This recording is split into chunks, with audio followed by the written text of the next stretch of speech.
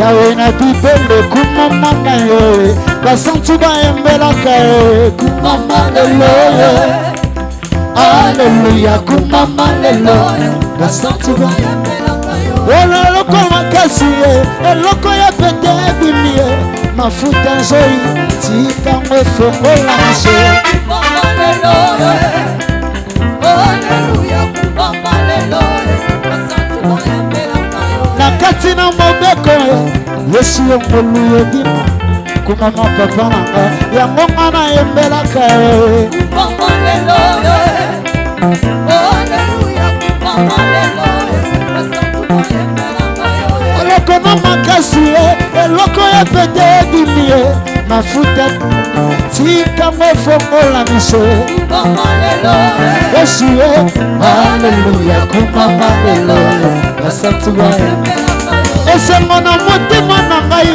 mpona bengami mosantu kutuna moi kolonga na koyembelaka kumama lelo Alleluia kumama lelo basantu bayembelaka yo obokonzi na yo papa yango eleka ya Herode eleka ya Amerika kolo nango bonga na lokumu kumama lelo Yesu Alleluia kumama lelo basantu bayembelaka yo nabenga mama yembie papa na yembelaka yo kumama papa nanga kolonga na tombelaka yo kumama lelo Yesu Alleluia kumama lelo basantu bayembelaka yo Nzambe na bayuda papa yo tiki bayuda olandi kongo tika tembalo yango kumama lelo papa Alleluia kumama lelo basantu bayembelaka yo obokonzi na yo papa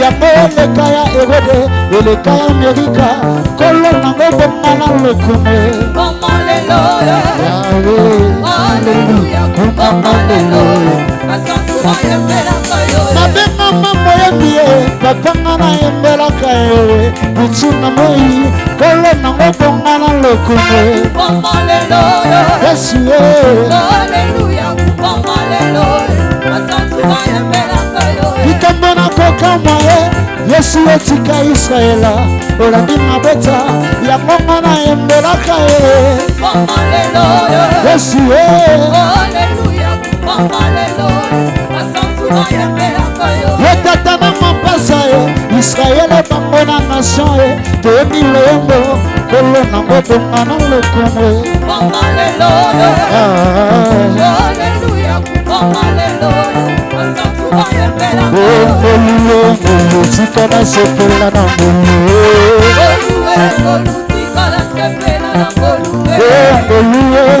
tika na sepela na ngolu akoma moto Yesu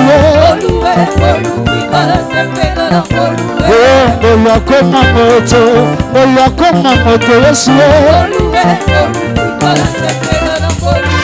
Nzambe malamu, Zambe malamu, Zambe malamu, Yahweh, Papa, Kolo Sinanga, Lisekwa, oh, Nanya Kokaki, Kofongola Bukwe, Nanya Kokaki, Kobuka Bilombo, Bele Yesu, Kolo Bogina Natolayo, oh, Zambe malamu, Papa, Zambe malamu, Zambe malamu, Kolo Bogina Natolayo, Benama Bansambe, oh, Basala Kabodi Kama, Kasiyo Yesinanga, Kolo Bogina Natolayo, oh, Yonda Akumama, Akumama, Kumama, Yeshua, Mama Tokola Kayo, Yeshua, Yonda Zambena Bansambe, Elikana Moko, Lobi Moko Wako Kufana Ye, Yeshua, Yonda Tola Kayo Motema, Yeshua, Yonda Zambena Bansambe, Yeshua, Yonda Likana Basanjue, Elikana Moko, Lobi Moko Wako Kufana, Yeshua, Mana Tola Kayo, Yeshua, Zambena Bansambe,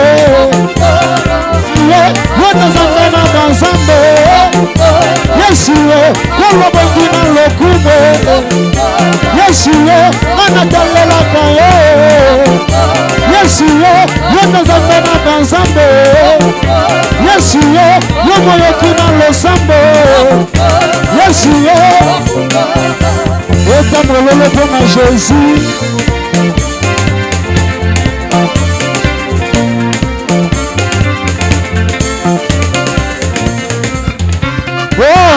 Salina bomo ilolo bilibela, salina bomo ilolo bilibela. Oh, ndenge makolo lolo bilibela. Oh, abongo ni temo santushi lolo bilibela. Oh, azali ndenge makolo lolo bilibela. Oh, azali ndenge mokolo lolo bilibela. Oh, yeah, yeah, zambalolo. Yeah, yawe nambo. Oh, yeah, yawe nambo. Yeah, zambalolo. Betela ye maboko.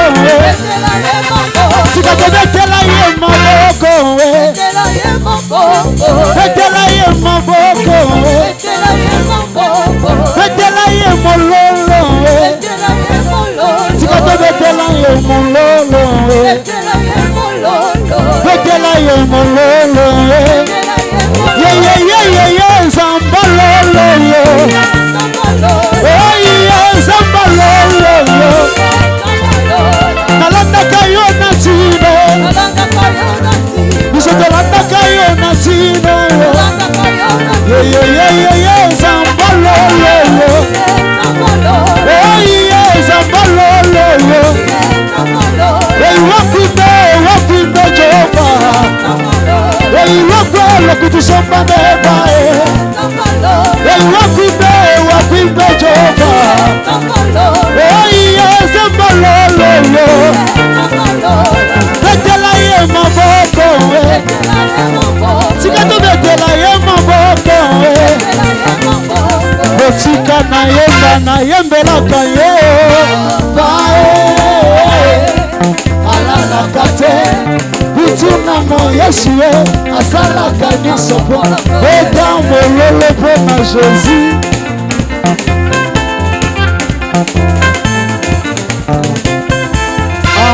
Botika na yembela kayo, alala kate, Yesu butuna mo asala kanyo sopo la kayo. Oh, tumboli mo santu, tumboli, alala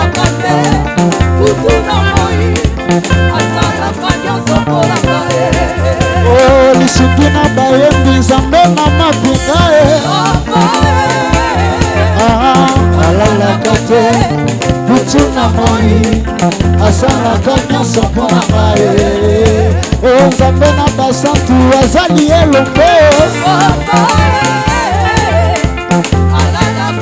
Yesu ye butu na moi asalaka nyonso mpo na ngai likambo na bikamwa na simba kisi te Yesu ye Yesu butu na moi asalaka nyonso mpo na ngai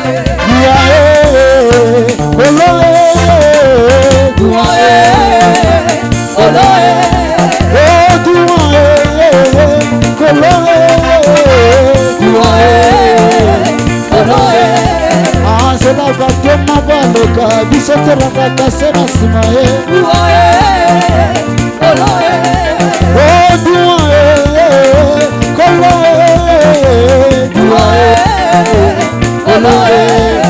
Zela batema baleka biso terangaka se na nsima ye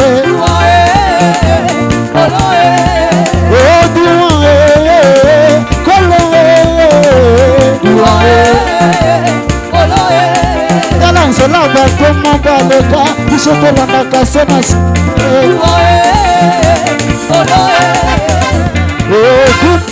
kuna yo okolo Yesu ozali elonga akumama na yo yawe okolo Yesu ozali bikamo olo kumama na yo yawe Yesu ode olonga satana Wolo kumama na yo yawe Wolo Yesu ozali elonga Zamba basanti ya bana na kate Wolo Yesu akambola na maye Wolo Yesu asalaka bikama Wolo Yesu yende akambola na maye Wolo Yesu yende amonisi Wolo Yesu Yesu alobisa baba Wolo Yesu kumama na yo yawe Wolo Yesu ozali elonga Wolo kumama na yo yawe Wolo Yesu ozali elonga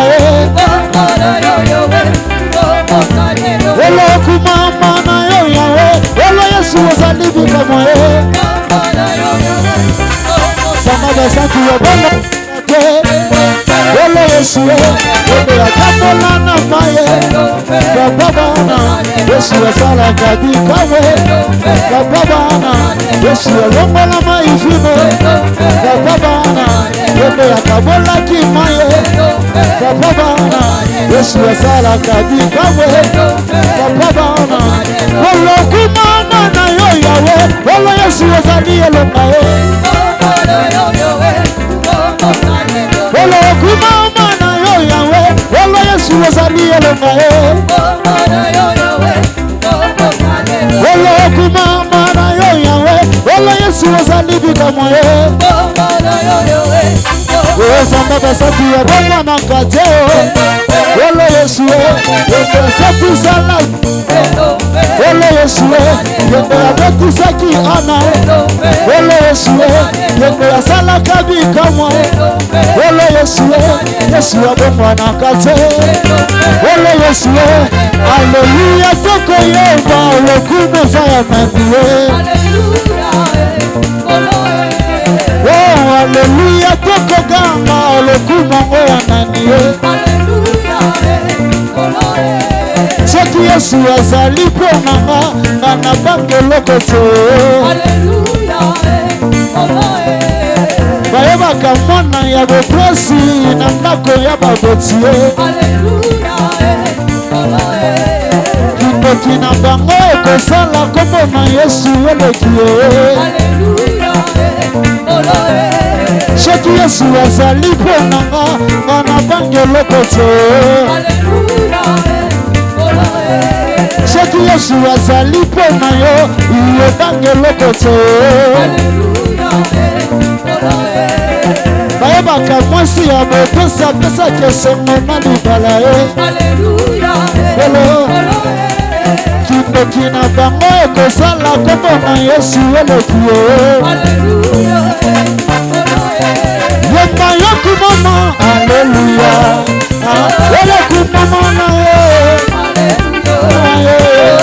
kumamana kumamana mobali kotika maite papa unatia kama kema sana sabe haleluya wala mwana kake papa haleluya kumamana papa haleluya kumamana sabe haleluya wala mwana lokume papa kotika mana yembela mobali papa haleluya sabena koyebe papa haleluya sabena koyeba papa haleluya wala mwana kake sabe osoma mana makila na papa na yeba kalo kumama papa haleluya kumama na sabe haleluya wala mwana kake papa haleluya mwana kake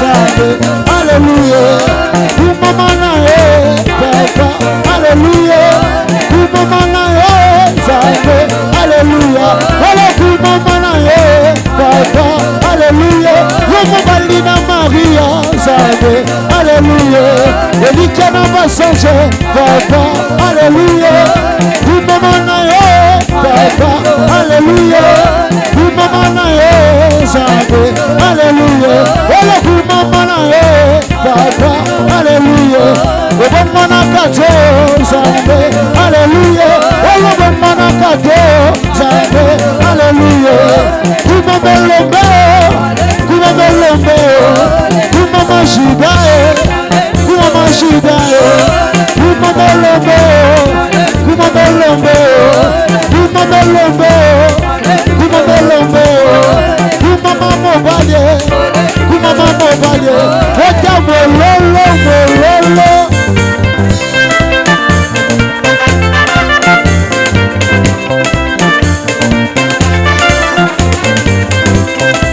wata la Jésus mololo mololo mololo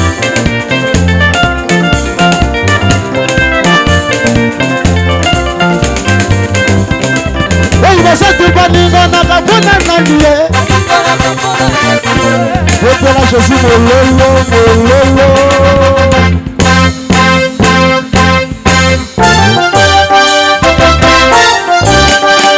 Wetela Jésus mololo mololo Wetela Moïse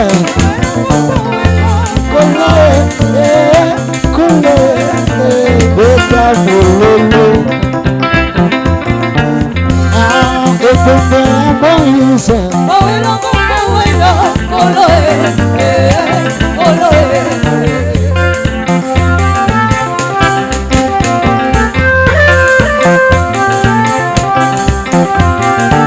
ana matanga ya Moïse emezala kite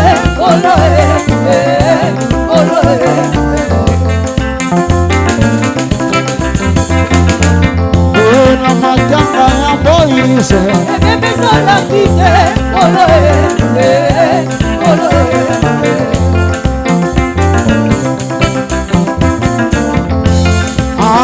ekundamaki ibana ya molako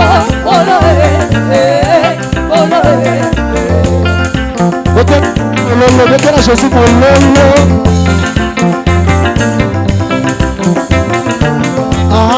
ebembe ya Moïse owela moko wela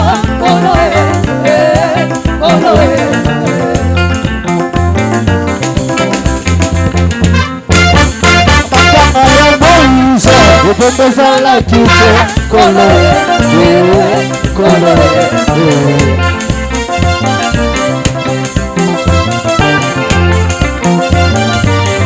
yekolo nzambe mokonzi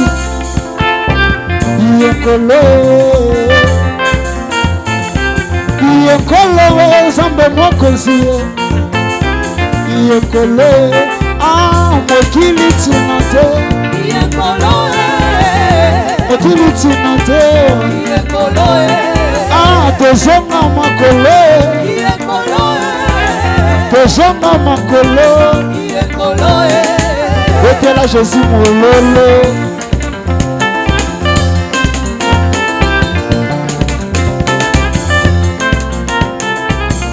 Yokolo Zambe mokonzi Yokolo Yokolo Zambe mokonzi na limota nanga Yokolo oh papa nanga zaye Yokolo papa nanga zaye Yokolo oh papa nanga zaye Yokolo papa nanga zaye Yokolo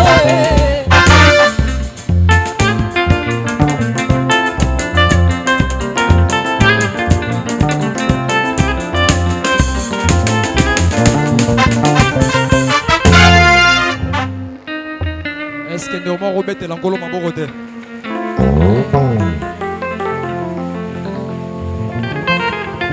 Ozobeta maboko rolemba makasi beta mena maboko lokola moto.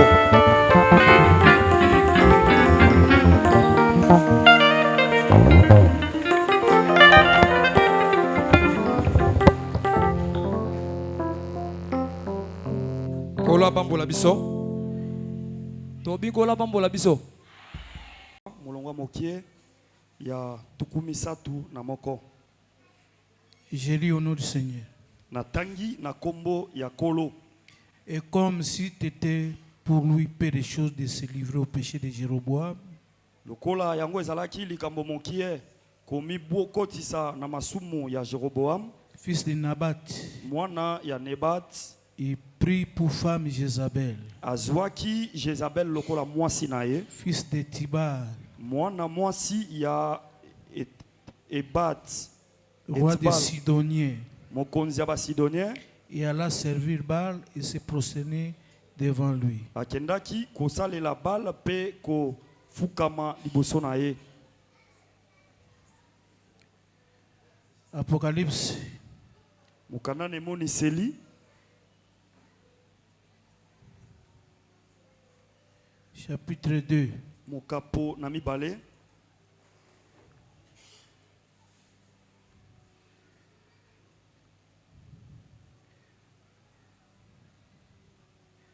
Je suis dans l'église de Thyatire. Nazali na iglesia ya Thyatire. Chapitre 2, verset 18. Mokapo na mibale molongwa moki azomi na mwambe. Écrit à l'ange de l'église de Thyatire. Komela mwanje ya iglesia ya Thyatire. Voici ce que dit le Fils de Dieu. Tala maye elobi mwana na Nzambe. Celui qui a les yeux comme une flamme de feu. Moto oyo azali na miso lokola ndema na moto. Et dont les pieds sont semblables à des lérins ardents. Oyo api makolo na ye eulami na molako ya moto. Je connais tes œuvres. Nayebi misala na yo. Ton amour, ta foi. Bolingo na yo pe kondima na yo. Ton fidèle service. Mosala na yo ya botingami. Ta constance. Kotikala to kotele mangui. Et tes dernières œuvres plus nombreuses que les premières. Misala na liboso eza ebele koleka ya liboso. Mais ce que j'ai contre toi, kasi oyo ngai na otelemela yo, c'est que tu laisses la femme Jézabel, eza ete ozotika mwasi Jézabel, qui se dit prophétesse, oyo aomi benga mosakoli ya mwasi, enseigner et séduire mes serviteurs, kote ape kopengwisa basali na ngai, pour qu'ils se livrent à l'impudicité, natina ete bami bonza na bondumba, et qu'ils mangent des viandes sacrifiées aux idoles. pe balia banyama oyo ebonzami na banzambe ya Je lui ai biteko. donné du temps Na pesi ye ngonga afin qu'il se mutango, repentit na tina ete abongola motema, et ne veut pas se repentir de son impudicité. ye alingi te kotika bondumba na ye. Voici, je vais la jeter sur un lit Tala na kobwaka ye na lubwaku, et vous envoyer une grande tribulation avec à ceux qui commettent adultère avec elle, pe na kotinda pasi ya makasi na bae oyo bazali kosala ekobo elongo na ye, à moins qu'ils ne se répandent de leurs œuvres. kaka soki bango batiki misala na bango. Je ferai mourir de mort ses enfants, Na koboma bana na ye, et toutes les églises connaîtront que je suis celui qui sonde les reins et les cœurs, beglese ya nyonso koyeba ete nazali oyo atalaka mitema pe mabanzo ya bato. je vous rendrai à chacun selon vos œuvres. Na kobukanisa moko na moko kolandisama misala na ye. À vous, à tous les autres de Thyatire, Na bino pe bato nyonso ya Thyatire, qui ne reçoivent pas cette doctrine, oyo boza kozwa malakisi oyo te, qui n'ont pas connu les profondeurs de Satan, oyo bayebaki mizindo ya satana te, comme il les appelle. ndenge abengaka bango. Je vous dis, Nalobi na bino je ne mets pas sur vous d'autres fardeaux. nakotia likolo na bino mokumba mosusu te Seulement ce que vous avez. kaka oyo bino boza na yango. Retenez-les jusqu'à ce que je vienne. Bosimba yango kino ngai nakoya. Que le Seigneur bénisse la lecture de sa parole. Kolo apambola litangi ya liloba na ye. Je vous salue tous fraternellement au nom de Jésus. Napesi bino nyonso mbote ya bondeko na kombo na Yesu. Est-ce que vous avez la joie d'entendre la parole? Bozana esengo ya koyoka liloba. Si la joie est là, manifestons-la par les acclamations. Soki esengo ezali totalisi yango na kobeta maboko. Je vais circoncire le message dans une demi-heure. Na kotalisa toko komisa alite ya mokuse na katikati ya ngonga moko. Moi, je crois que ce que Moïse a reçu sur la montagne pendant 40 jours, Ngana ondima ete oyo Mose azwaki likolo ya ngomba na mikolo tukumine. il peut l'exposer, l'expliquer au peuple en un seul jour. Akoki kotalisa yango na libota na mokolo moko. La nature même nous enseigne. Bokeli eyote ya biso. Toutes les pluies ne sont pas les mêmes. Makelele nyonso Les ekokani. pluies. Bambula nyonso ekokani te. Il y a une autre pluie qui prend beaucoup de temps. Eza na mbula mosusu oyo umelaka. Il y a aussi l'autre qui ne prend pas beaucoup de temps. Eza pe na mosusu oyo ezwaka ngonga mingi te. Il en est aussi de la parole du Seigneur. Eza ndenge moko na liloba ya nkolo. Il m'a été donné de parler sur Jézabel. Et sengamaki na ngai na loba likolo ya Jézabel. Dans les textes que nous venons de lire, Na matangi touti kotanga. vous m'aiderez de vous citer d'autres passages en passant. Bokosunga ngai natangela bino matangi mususu na koleka. Akab, le roi d'Israël, Akab nkumu na Israela néglige la loi qui a été donnée au peuple. amoni pamba mobeko o bapesaki na libota. Vous ne prendrez pas de femmes étrangères. Bokozwa basi ya bapaya te. Mais comment un roi qui est censé faire respecter la loi Ndenge nini nkumu oyo esengeli asala ete bato batosa mobeko il va prendre une étrangère? akokende kozwa mwasi mopaya. Parce que c'était les rois Po ete ezalaki mokonzi ou les prophètes tope basakoli qui donnaient au peuple la loi. oyo bazalaki kopesa libota mobeko. Comme notre évangile est riche à la recherche de toutes choses, Lokola sango malamu na biso eza mozui na kolukaka biloko nyonso. je me demande pourquoi Akab est allé s'allier à une femme étrangère. Naomi tuna pona nini Akaba kendaki kobala mwasi mopaya. Et on dit que c'était le plus grand péché qu'a commis Akab. Balobi ete ezaki lisuma monene koleka oyo Akaba salaki. Par doctrine, je vais dire que Na moboko na kogi kolobete il n'est pas permis à un saint de s'allier avec un païen. e pesameli te na mosantu abala na mopagano. Oui, cela est de rigueur jusqu'aujourd'hui. Iyo lelo tozo tosa pe to landela yango kino lelo. Paul dit dans 1 Corinthiens chapitre 7, Paul alobi na moko bakolito mokapo na sambo. si elle veut se remarier, Soki alingi abala lisusu que ça soit dans le Seigneur. ezala kati na nkolo. Donc, les saints se marient dans le Seigneur. Elingi kolobete basantu babala kati na nkolo. Mais je prends cette écriture pour la sanctifier et donner la vie. Na zui likomi oyo pona kobulisa yango pe kopesa bomoi. Akab s'allia à Jézabel. Akab abalani na Jézabel. Jézabel, c'est une princesse de Sidon. Jézabel azali mwana mokonzi ya Sidon. C'est que son père était roi. Tata na ye azalaki nkumu. Et Elle était princesse. Comprenez que c'est le mariage entre un roi et une fille d'un roi.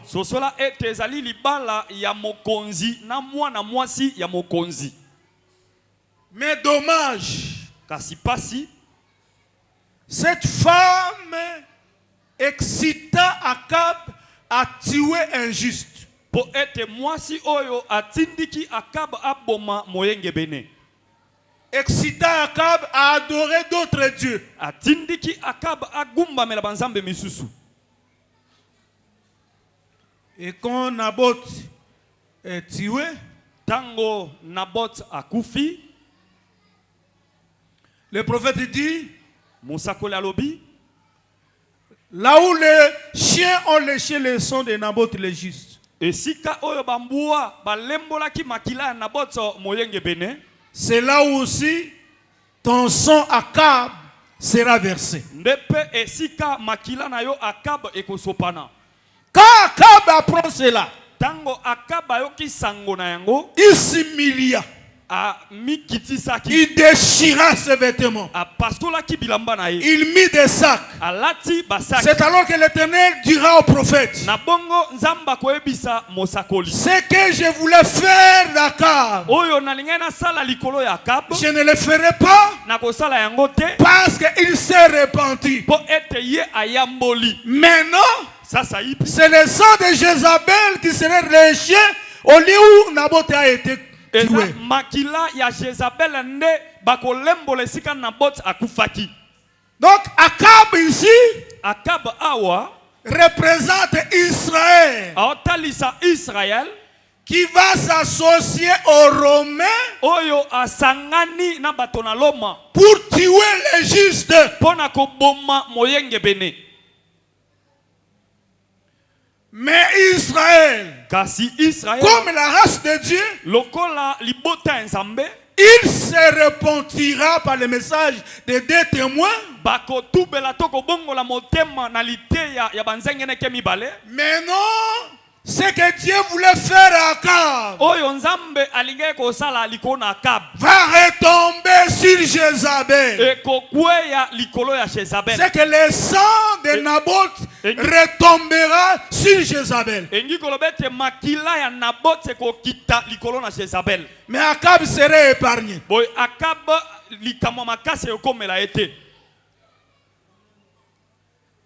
Maintenant suivez.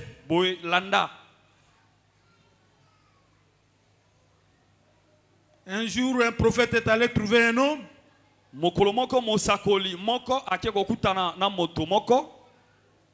Il a reçu l'onction pour exterminer toutes les mauvaises œuvres de Jézabel. Maintenant, quand il va s'attaquer à Jézabel, Jézabel était en haut, au 3e niveau. Quand Jézabel apprend que le Jéhu vient, il mit des phares. Il para ses cheveux. C'était pour quel but? C'est de séduire l'homme de Dieu Jéhu. Mais que Dieu soit loué, parce que Jéhu n'a pas cédé à la séduction de Jézabel. Et ce serviteur aujourd'hui qui ne cède pas à la séduction de Jézabel. Parce que Jézabel, c'est une femme séduisante. Est-ce que le peuple est avec moi? Je commence par dire que la première à mettre des phares paraît la tête. C'est Jézabel. C'est là où nous disons que les hommes meurent, mais les esprits demeurent. Jézabel est morte depuis depuis longtemps. Jézabel a sa kufa kala. Mais son esprit est là. Kasi moli monaye ezali. C'est l'Apocalypse qui nous prouve. Jézabel était déjà morte. Mais comment quand on s'adresse à Jean, on lui parle de Jézabel. C'est qu'il est mort charnellement, mais il vit spirituellement jusqu'à aujourd'hui. Et c'est Jésus de l'Assemblée des Saints. Parce que c'est dans l'Assemblée des Saints que le prédicateur a la liberté de s'exprimer.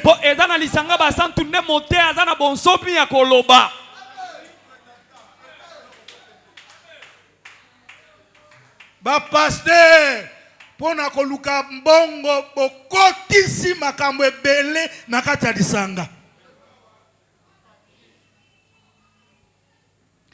Te biso toko resi na fraude te, mais biso toko resi na honnêteté. Amen. Servons le Seigneur dans l'honnêteté, le Seigneur nous paiera. Tosalela nkolo na bosembo kolo akofuta biso.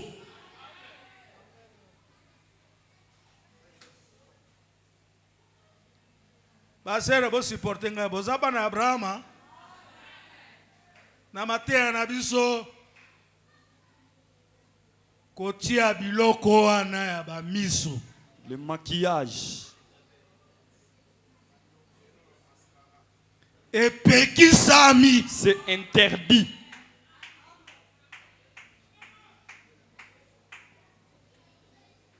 Kodefa basuki ya mindele et pekisami. Mwana ya Abraham adefa kate.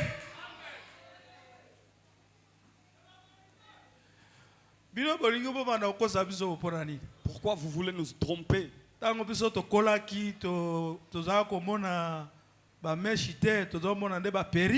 on grandissait, on ne voyait pas de mèches, on voyait des perruques. Le maman de l'époque mettait le perruque. Le mèche vient de paraître récemment.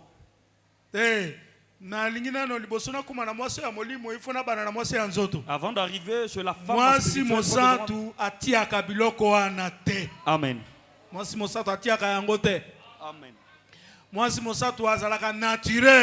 Amen.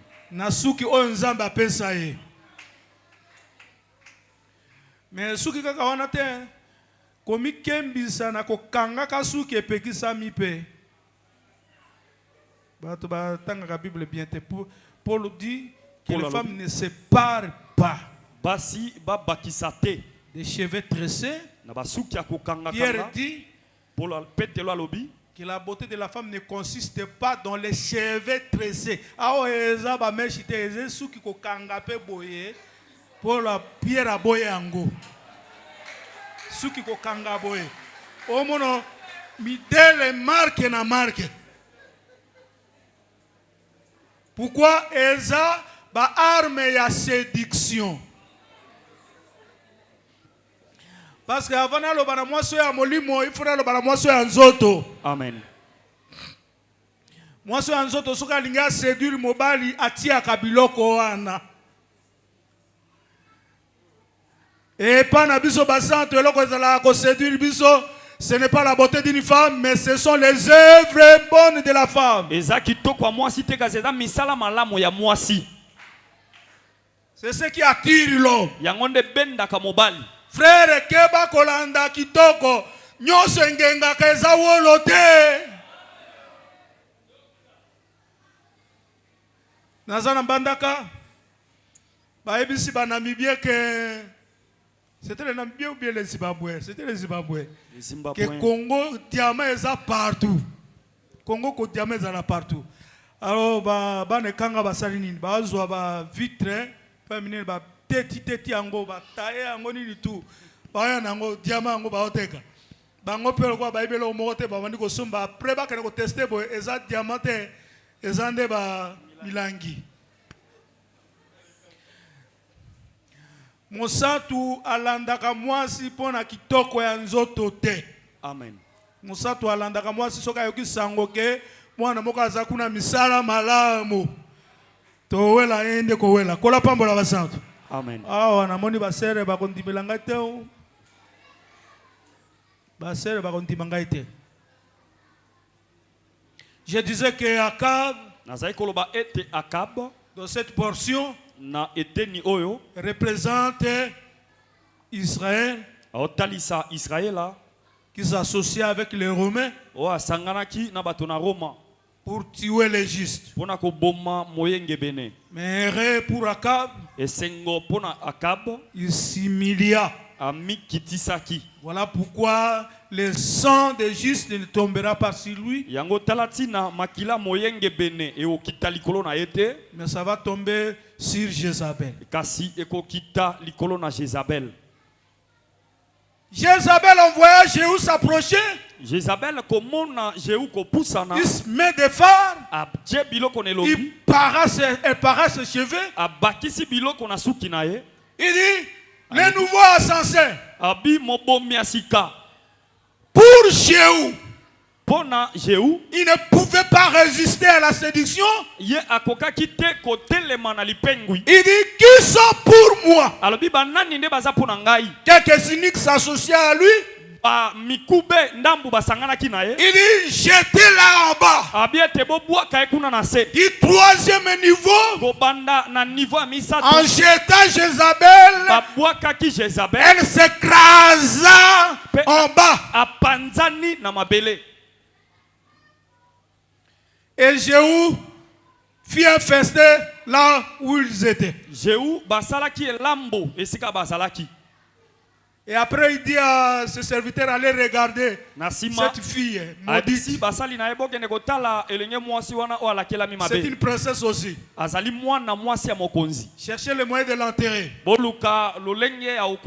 Quand on vient, on trouve que Jézabel n'existe pas. Il n'y a que la crâne, les mains, les paumes des mains et les pieds. Mais la chair, tous les chiens ont mangé ça. Oh, l'acte que Jéhu fait, en jetant Jézabel de haut en bas, cela explique Apocalypse qui parle de la chute de Babylone. Babylone, qu'elle veuille ou pas,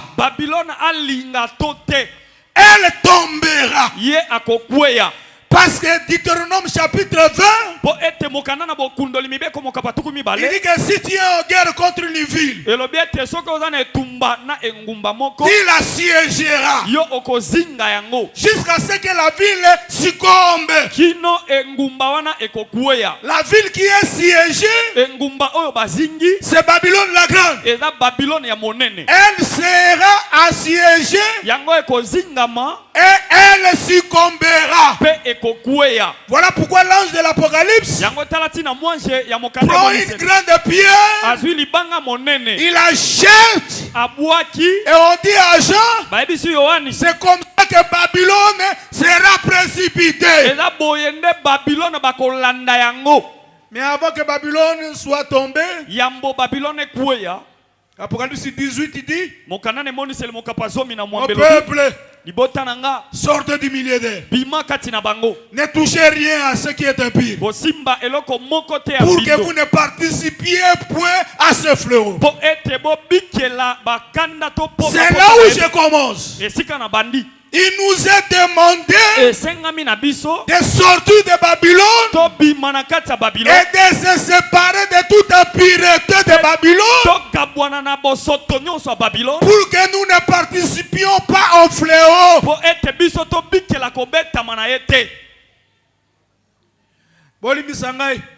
Kotika ndako kuna koya awaboe ezako bimana Babylone te. Babylone ezako bimana kati ya system. Amen. Nalingina lo baboe.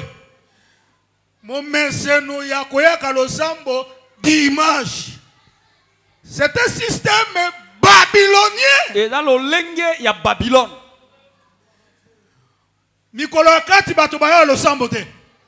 So ekomi kaka mokolo dimanche ba veste bongami, ba wax bongami, tozo ya nini? Babylone, il faut sortir de là. Et sengeli ko bimana kati ya Babylone. Elamba babongisaka ngo pona mokolo moko te balata ka bilamba mikolo nyonso tu pona ko batela nzoto. Amen. Oh basantu. To koma meme bilamba pona ko lata okoma ko classer oyo bona ko lata lundi, oyo na ko lata mercredi, oyo na ko lata dimanche. Babylone, Jezabel. Ozoya ona pona ko luka ko pemisa yango na omoni soki disanga to kebine lateli mabete. Elamba ezalaka identité ya moto. Soki elamba ezolata mamala mute ko kotisa pe bondumba na kati ya disanga. Non basal o ba kanga miso basi balata kaka ndenge balingi baza bato bobengaki bango ba aposta. Ce sont les hommes qui aident bato po batika kondima malamu. Oh matin na ngana ebike bokondima amen te mais oya nzamba kondima amen. Amen.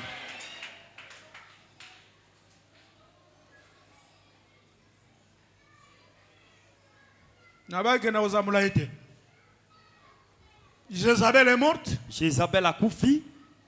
Mais on s'étonne. Quand le Seigneur vient parler à ce serviteur Jean, il parle encore de Jézabel. Ah, bah ça, tu vois, l'ingénieur fungula moi parenthèse mon corps, bien que ça l'était à terre. Jézabel a koufa, mais moli moezoko bakosal.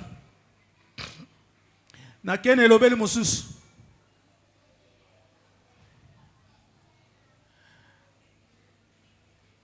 Aman akozwa mobeko pona koboma Mardoché. Bazui Aman babomiye. Mais mobeko ya komaki etikalaki ezosala musala. Ti il faut Mardoché na Esther baki na kosenga mokonzi ke ba anile maloba ya Amani po ezana na vigueur. Assemblée de saints ton dimakate makambo ya balien. Moto akozala aloba no maloba moko bo akufa ya kufa. Mais maloba wana ekoki kozala na ba effeti ozanano. Il faut basala nzambe basambe la pona yo ba baby zeloko wana. Maintenant on dit ce que j'ai contre toi. Tu laisses Jézabel qui se dit prophétesse séduire mes serviteurs. C'est là où nous disons que tout lieu où la femme prêche d'abord, ce n'est pas l'église des saints. Parce que dans les assemblées des saints, il n'est pas permis aux femmes d'y parler, ni de prendre de l'autorité sur l'homme. Le parler ici, c'est précisément prêcher la parole. Parce que ce que les gens ont strict, c'est que mais tant que balobi ke bavanda kimia ezana côté c'est ya ke ba côté ya kate po epesa meli bangote et c'est libote jolanda biso amen yango to lobi boy biso to kolukate to ko marambongo ebele po to pesa nzela ba sene babanda côté ya biso to côté le mela yango c'est voilà pourquoi le Seigneur félicite Thyatire dit j'apprécie ta constance. Féliciter Thyatire le bête non c'est pelana côté le mangui na yo. Basali boni lelo makambo yo kala kuna tozalaka koloba ke ezalaka yango te. Lelo to komi susu ko cede yango. Molimo mosatu mosusu ya mibale aye. To e susu na deuxième révélation te motei to comprendre posa na yo. Mais biso to kotika la kaka na oya kalawa. C'est ça la constance. Yangwanande kozanga kotatabana. Nga bateya ngai ke mwasi azane lateli na ye mobala azane lateli na ye. Tina kokufa eloko ne kolongwa na mutu na ngai te. ata oye na mate ya ndenge nini na kondima yango te Amen. na koyeba kaka ke oyo eza elateli ya mobali mpo soki eza bongo te na kolata liputa na libaya na ye libino awa boye bolingi bokanganga nalobi ke nalati na pudeur mpe modestie omoni mayele mabe ndenge ebandi kokɔta bino eza mpo bozo résister na séduction te. Cette femme est puissante en ce qui concerne la séduction. Moi si oaza makasi pata na nguya na oetali lipengwi. Que le Seigneur vous bénisse. Kola pambola bino. Oh, que le Seigneur vous bénisse. Kolo apambola bino. Et il excite mes serviteurs à manger les viandes sacrifiées aux idoles. Aotindi kabasali nanga balia banyama o babonzela banzambe ya bikeko. Les viandes sacrifiées aux idoles, ce sont les mauvais enseignements. Banyama o babonzela banzamba bikeko ezali malakisi ya mabe. Biso tokoki kolia biloko wana te po toko tombisa kana ya nzambe te ndenge polo alobi. Nga na sepela ki lelo nazala terre à terre na ngina lobake influence ya mokili ekota na église te. Il faut basali na nzambe baza lokola basali ya Salomo bo baza ko batela litiere ya Salomo. Pour que mateya ya mokili ekota na kati te. Lelo mokili bandi ko kota na kati. Obiete Jezabel. C'est un système. Ezali lolenge ya kosalela makambo. Qui est le monde de vie. Oyo mokili ezo bikela. Mais aujourd'hui, kasi lelo, ce qui était mauvais pour nous, oyo ezalaki mabe pona biso. Il me reste quelques minutes. Je dis que je ne serai pas long. Etika nanga ba minutes mukie na lobiete na ozala molaite. Jezabel kokazate ke ezaka catholique te. Catholique na ba mosusu wana nyonso bazande bana na ye. Parce mobe kolobi ke ndenge mama azali ndenge pe mwana mwasi azalaka. Nakutana na pasteur moko ami ya connaissance c'était pranamiste. Namoni na croisette moko ya moke ya propre atie awa boy. Nasali samba na bi bonjour monsieur l'abbé, il s'énerve. Mbote monsieur l'abbé asiliki. Il dit pourquoi tu peux me traiter comme un abbé? Abi pona nini ko benganga abbé? J'ai dit regarde le signe. Na bitala elembo. J'ai dit que donc tel mère tel aussi ses filles. Na bindenge mama azali ndenge pe bana na ya basi bazali. Voilà pourquoi biloko mosusu tokoki ko imiter yango te. Lokwa temple na biso boy. Soki batiaka ekulusu a boy na hotel emela yango. Parce que lolenge mwana azali lolenge mama na azali. Zoka mama na biso nde mama na biso Sarah oyo aza mama na likolo. Lolenga azalaki mwasi ya botosi ndenge biso pe tokozala bana ya botosi pona liloba ya Nzambe. Seke na nina loba ke lisanga ya basatu eza kombo te. Mais lisanga ya basatu eza bato bazo bikela liloba mazo bibatela na mateya ya libanda. Kola pambola wazantu. Amen. Kola pambola wazantu. Amen. Et Jézabel, Puis Jézabel, c'est la femme qui prend l'autorité sur l'homme. aza mwasi ayozwa bokonzi likolo ya mobali. Je reste 7 minutes. Etikali nanga 7 minutes. Soko moni mwasi na kati ya ndako, mobali azoloba. Yepe atelemi azoloba. Okuta na libaku mabe. Mais mwasi malamu, mobali azoloba, ata aza na rezote. Mwasi atikalaka kimia. Eza pe lolenge ya lingomba. Lingomba aza tango mobali azoloba, kimia azontima oyo mobali alobi. Akoki kosala échange na kolo te. Bato baza ko wela naka na liloba eza basi oyo bazo salaka échange na mobali. Botombo kikola sunga biso tozala bato ya kimia. Mobali azoloba tozolanda instruction na kimia. Ese basatu bazolanda. Amen. C'est que na ye lelo pona koyebisa ke Jezabel akufa. Mais système oyo azalaki kosala ti lelo ezokoba. Nabike koyaka na losambo kaka mokola dimanche eza système babylonien. Parce que biso toyaka na losambo mikolo nyonso tu losambo ezali mosato azalaka wana. Okola pambola biso. Amen. Kola pambola biso. Amen. Et Jezabel eza nguya ya lipengu oyo ezomema basale bele batika liloba na Nzambe ba falsifie yango pona kokende koluka ba etero ezali ya mokili. pasteur tumbana basala nzambe so nzambe abongisa ke tokokende poto ata boni tokokende soki pa abongisa ke tokende poto te elongoli biso eloko moko te to bebisa liloba na nzambe te mpona koluka kokende poto to mpona koluka ba intérêt ya biloko ya mokili parce que le système de ce monde c'est de présenter la gloire, de présenter les intérêts et pour falsifier la parole du Seigneur. C'est ça le jézabélisme.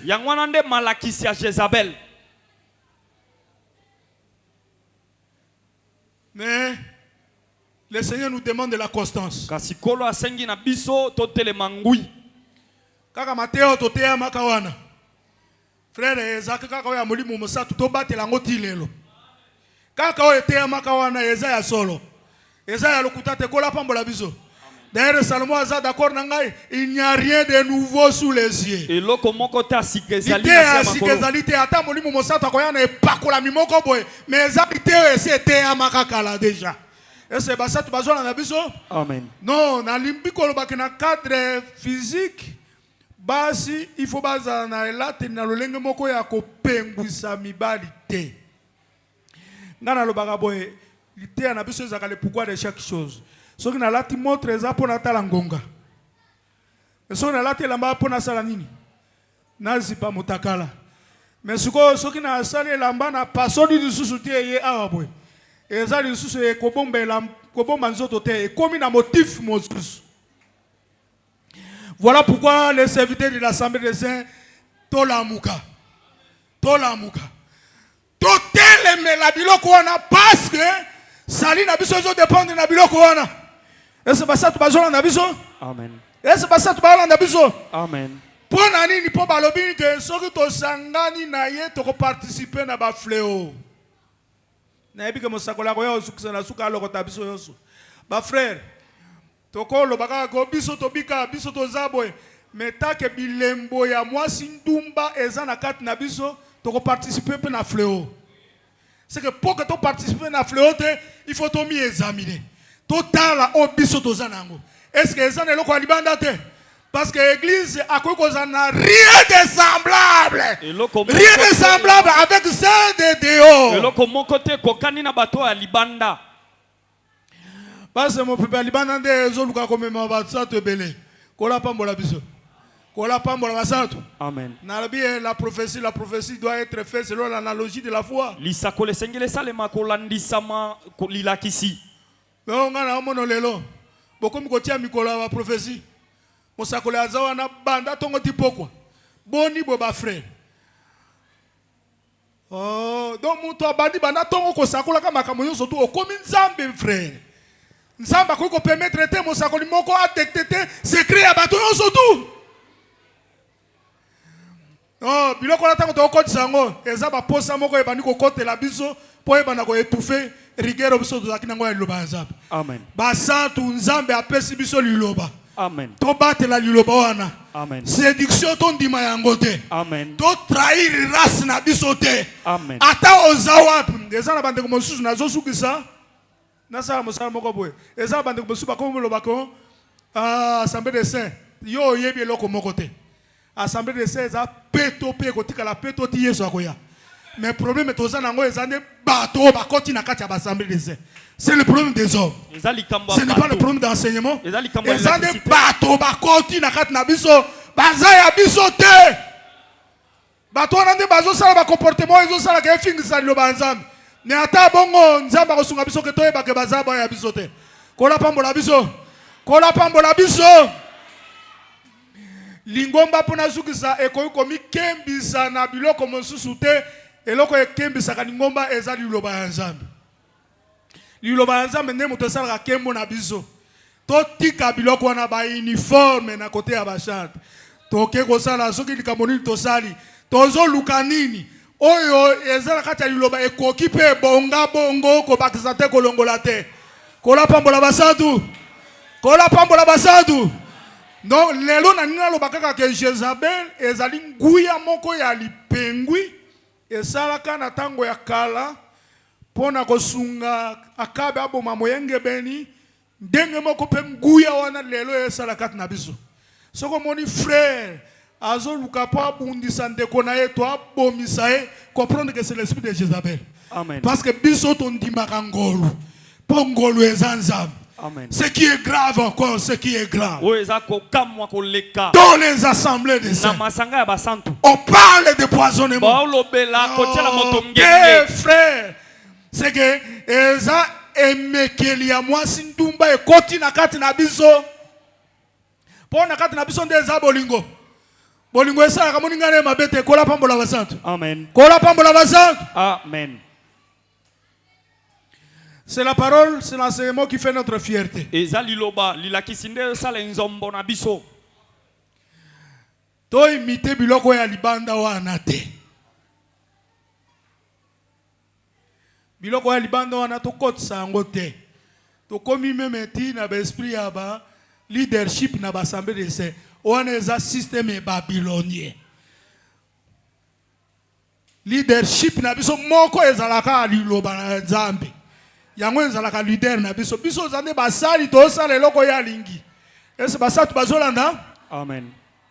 Na bokuse Jézabel eza mimeseno moko o eutaka libanda mezalaka ko séduire libota po batika maloba na Nzambe bakoma kosalela makambo na pona ba terrain na bango eza ebele soki tolobi ke to enuméré o mono ba frère nzembo kitoko nzembo toyemba banzembo kitoko mais soko tali badas falina nani teswele na kati ya église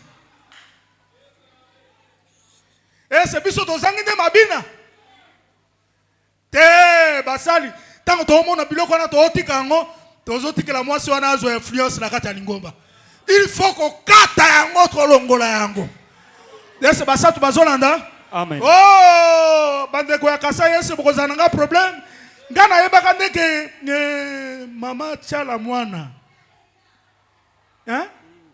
nzembo ne wana ezakani nango oya kobina loketo tala lo mutuashi ezali bina ya mbeto mais ezali bina ya obina yango te na miso ya batata bona ba mama o mono frère mo bimba oningisa loketo pe alobi o mabina euta na lola Jézabel, c'est Jézabel.